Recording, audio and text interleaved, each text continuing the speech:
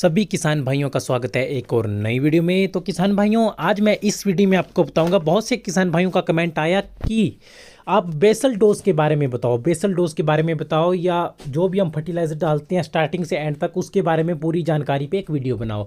तो वीडियो आज इसी के ऊपर है किसान भाई, कौन सा डोज डालना चाहिए, कौन सा हमारी खेती के लिए अभी के लिए बेस्ट रहेगा, इन फ्यूचर के लिए भी बेस्ट रहेगा, जिसका हमें प्रयोग करना चाहिए। तो उनके बारे में आज पूरी डिटेल आपके लिए जानकारी दूंगा। अगर किसान भाई वीडियो आपको अच्छी लगी तो लाइक करना, चैनल को सब्सक्राइब करना और कमेंट करके जरूर बताना आपको वीडियो कैसी लगी है, और शेयर जरूर करना ज़्यादा से ज़्यादा वीडियो, ताकि मेरे को भी सपोर्ट मिले और मैं आपके लिए बड़ी से बढ़िया वीडियो लेकर आता रहूं। तो चलिए किसान भाइयों वीडियो शुरू करते हैं।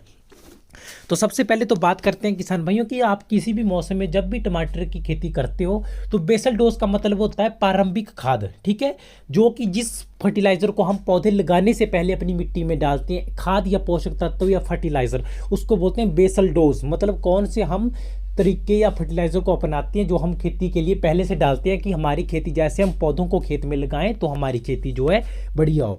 तो अगर सभी किसान भाइयों, आज के टाइम पे क्या होता है कि तो रासायनिक बहुत से हमारे खाद आती है, फर्टिलाइजर आते हैं, बेसल डोज आते हैं जिनका हम प्रयोग करते हैं।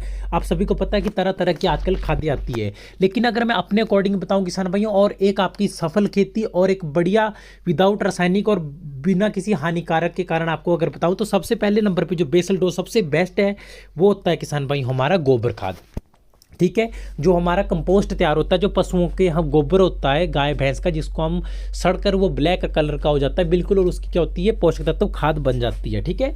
तो उसका उसके जो क्या फायदे हैं, जब आपको खेत को तैयार करते हैं किसान भाई तब उसको आप फेंकें, और उसके फायदे मैं आपको बताता हूँ। उससे क्या होता है, पहले नंबर तो हमारी खेत की मिट्टी भुरभुरी हो जाती है, ठीक है। मतलब मिट्टी सिकड़ी हुई या पत्थर टाइप नहीं होती है, भुरभुरी हो जाती है, अकेला अकेला कण कण अलग अलग हो जाता है, मिट्टी में उपजाऊपन ज़्यादा बढ़ जाता है, ठीक है। और इसका जो सबसे ज़्यादा फायदा है किसान भाइयों वो ये है कि इसमें जल धारण की क्षमता मिट्टी में बढ़ जाती है गोबर खाद की वजह से।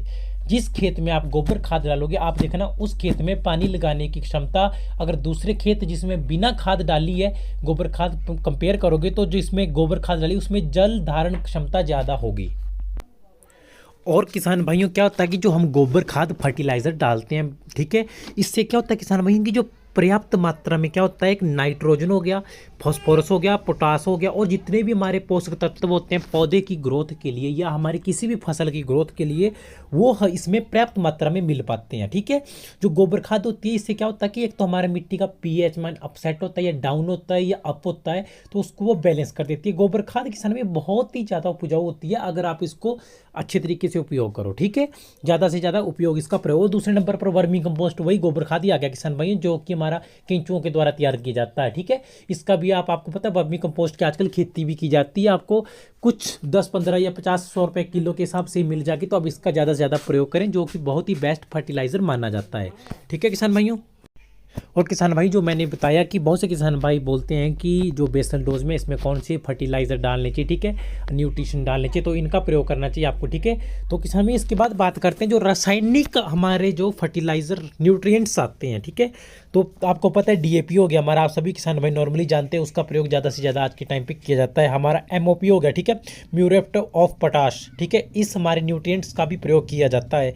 फिर आप एसएसपी हो गया हमारा, ठीक है, सिंगल सुपर फॉस्फेट होता है, ठीक है, इसका भी आप प्रयोग कर सकते हैं। और जिंक सल्फेट आता है, ये हमारे मतलब बेसल डोज के रूप में इनका आप प्रयोग कर सकते हैं। जो मैंने रासायनिक आपको बताया, जैसे डीएपी हो गया, 12-32-16 होती है, उसका भी आप प्रयोग कर सकते हैं।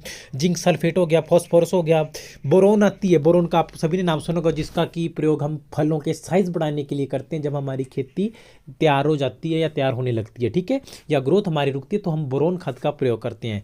तो जो भी मैंने आपको बातें बताई किसान भी, इन बातों का आपको विशेष ध्यान रखना है।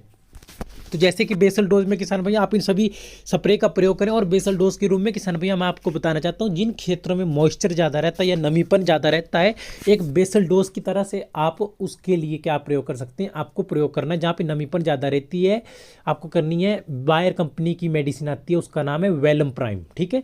वो होती है नेमाटोड्स को मारने के लिए। नेमाटोड्स बहुत ज़्यादा हमारी खेती को प्रभावित करती हैं। आप सभी किसान भाई को पता कि जो पौधे की हमारी ग्रोथ एकदम से रुक जाती है, पत्तियाँ सिकुड़ जाती है, पत्तों पर ऐसा लगता है जैसे वायरस लग गया है, ये ज़्यादातर हमारे पानी की मात्रा ज़्यादा होने के कारण नेमाटोड्स लगने के चांसेस ज़्यादातर आते हैं, बहुत सी मिट्टियों में होते हैं। अगर हम टाइम टू टाइम खाद डालते रहें या बढ़िया सीड का प्रयोग करें तो ये रोग हमें देखने को नहीं मिलता है। लेकिन आपको अगर आपको पता है कि हमारे खेत में नेमाटोड्स जो कि हमारे पौधे की जड़ें गांठें बन जाती हैं उनके चांसेस है, तो आप बेसल डोज के रूप में इसका भी प्रयोग कर सकते हैं। ड्रिंच करना है उसको आपको, और इसके साथ साथ आप बढ़िया से बढ़िया फर्टिलाइजर का प्रयोग करो किसान भाइयों। देखो, अगर आप बढ़िया खेती करना चाहते हो, टाइम टू टाइम जल निकासी व्यवस्था होनी चाहिए हमारे खेत में, टाइम टू टाइम जल पौधों को मिलना चाहिए, हर चीज़ का एक टाइम होना चाहिए, तो अब हमारी खेती होती है ऑटोमेटिकली बढ़िया होती है।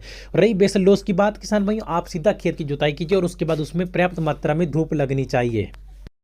तो किसान भाइयों, आपको इन बातों का विशेष ध्यान रखना है। अगर आपको बढ़िया खेती करनी है, जो मैंने फर्टिलाइजर बताया आप बेसल डोज के रूप में इनका प्रयोग कर सकते हैं। और जब आप खेत तैयार करें तब आप ज़्यादा से ज़्यादा वर्मी कंपोस्ट हमारा गोबर खाद डालें, ठीक है। और आप गोबर खाद से एक बढ़िया फर्टिलाइजर घर में भी तैयार कर सकते हैं। आपको क्या करना है किसान भाइयों, अगर आप गोबर लीजिए पशुओं का हमारा, उसको एक ड्रम में डाल दीजिए या किसी टैंक में डाल दीजिए, मतलब ज़्यादा नहीं, कम से कम जिसमें 100-200 लीटर पानी आ सके उसमें डाल दीजिए और उसमें पानी घोलकर उसका मिक्सचर बना लीजिए, मतलब उसे लिक्विड फॉर्म में तैयार कर लीजिए और 25-30 दिन उसे वैसे ही रखिए और उसके बाद उसको धूप में रखिए कहीं 30-35 दिन, ठीक है। और उसके बाद उसको आप खेत में ड्रिंच कर दो, जैसे पानी लगाते हैं, तो एक बहुत ही बढ़िया फर्टिलाइजर बनेगा। उसमें बहुत से बताते हैं कि इसमें मिक्स करो तो ज़्यादा उपजाऊपन होगा, लेकिन अगर आप गोबर को पानी के साथ मिक्स करके उसका घोल रख के धूप में 30-35 दिन रखते हैं और उसके बाद पानी के साथ ड्रिंच कर देते हैं खेतों में, तो वो बहुत बढ़िया एक फर्टिलाइजर के रूप में हमारा काम करता है।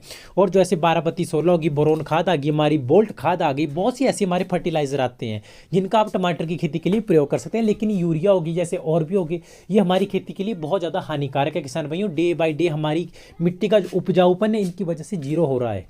तो इन बातों का आपको किसान भाइयों विशेष ध्यान रखना है अगर आप लॉन्ग टर्म एक टमाटर की खेती अच्छे तरीके से करना चाहते हैं। और जो भी मैं आपको बातें बता रहा हूँ किसान भाई, मैं अपनाई हुई बातें बता रहा हूँ, खुद इन चीज़ों को मैं यूज़ करता हूँ, तभी आपको मैं रिकमेंड कर रहा हूँ।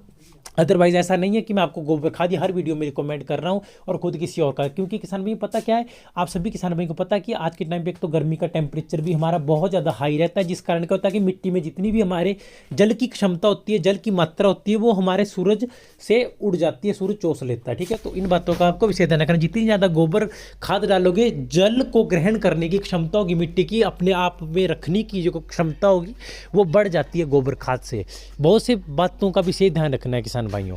और जिन क्षेत्रों में ज़्यादातर बारिश पड़ती है, ठीक है, बारिश के कारण भी क्या होता है, गोबर खाद में पानी रुकता है और ज़्यादा नहीं रुकता है। अगर ज़्यादा भी रुक जाए तो भी वो उसको चूस लेती है गोबर खाद, और हमारी खेती कम उससे प्रभावित होती है, ठीक है। तो आपको इन सभी किसान भाई बातों का विशेष ध्यान रखना। जैसे मैंने आपको बताया, अगर ये वीडियो आपको थोड़ी सी भी अच्छी लगी हो, कमेंट करके जरूर बताना किसान भाई। कोई बात मेरी अगर नेगेटिव लगी तो कमेंट करके जरूर बताना, मैं उस बात से एग्री करूँगा अगर मेरी गलती हुई, ठीक है। और किसान भाई ज़्यादा से ज़्यादा वीडियो को शेयर करना, ताकि मैं आपके लिए हमेशा बढ़िया से बढ़िया वीडियो लेकर आता रहूँ। और जैसे मैंने आपको इस वीडियो में बताया, बेसल डोज के रूप में आप इन सब का प्रयोग कर सकते हो। मैं अपने मेरे चैनल पर जो भी सब्सक्राइबर है, मेरी खेती पहले हर टमाटर की देखी होगी, मैंने हर वीडियो में बताया किस प्रकार की प्रोडक्शन फ्लावरिंग हमारी हुई है। मैं जब खेत तैयार करता हूं तो सबसे पहले गोबर खाद ही डालता हूं। जब खेत तैयार होकर गोबर खाद डालूंगा, पौधे लगाऊंगा, पौधे लगाने के बाद 10 दिन बाद गुड़ाई करूंगा। पहले तो गुड़ाई के साथ साथ फिर से मैं गोबर खाद पौधों के साथ साथ फेंकूंगा, ठीक है। और जैसे मैं बेड बनाने की तैयारी करूंगा तो जो मिट्टी नीचे से उखाड़ के पौधों के जड़ों के पास फेंकी जाती है, उसमें वो गोबर खाद नीचे आ जाती है और कंपोस्ट बन जाता है। और बाई चांस मैं कभी कभी बीच बीच में 12-32-16 का भी प्रयोग कर लेता हूँ। तो आपको किसान भाई इन बातों का विशेष ध्यान रखना है, तभी आपकी खेती बढ़िया हो सकती है। और किसान भाइयों, टमाटर की खेती के लिए आपको किसी भी प्रकार की कोई वीडियो चाहिए, चैनल पर जाएं, आपको वीडियो मिल पाएगी। किसी भी इंसेक्टिसाइड, फंगीसाइड, हमारे टोटल आपको A to Z जानकारी टोमेटो खेती से रिलेटेड मिल जाएगी। और ज़्यादा से ज़्यादा वीडियो को शेयर करना, ताकि मैं इसी प्रकार की वीडियो आपके लिए हमेशा लेकर आता रहूँ। और ज़्यादा से ज़्यादा वीडियो को आप सपोर्ट करें, प्यार दिखाएं, और मैं आपके लिए ऐसी वीडियो लेकर आता रहूँगा। तो किसान भाइयों, आज की वीडियो में आपके लिए सिर्फ इतना सा ही है। आप इन बातों का विशेष ध्यान रखें और ज़्यादा से ज़्यादा रासायनिक खादों से बचें, क्योंकि कुछ टाइम के बाद ये खेती हमारी जहर बन जाएगी और हमारी खेती करनी बहुत ही मुश्किल हो जाएगा, ठीक है। तो इन बातों का रखना विशेष ध्यान।